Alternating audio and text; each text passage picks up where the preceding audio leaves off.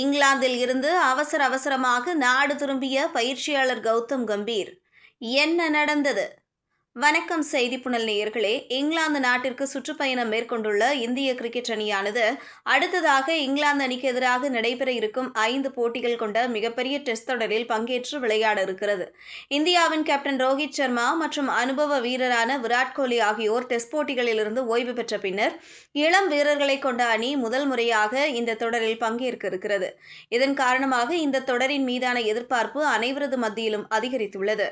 ஏற்கனவே சுப்மன் கில் தலைமையிலான இந்திய அணி இங்கிலாந்து சென்று பயிற்சியில் ஈடுபட்டு வரும் வேளையில் இந்த இந்தியா மற்றும் இங்கிலாந்து அணிகளுக்கு இடையேயான தொடர் ஜூன் 20ஆம் தேதி முதல் துவங்கி நடைபெற இருக்கிறது.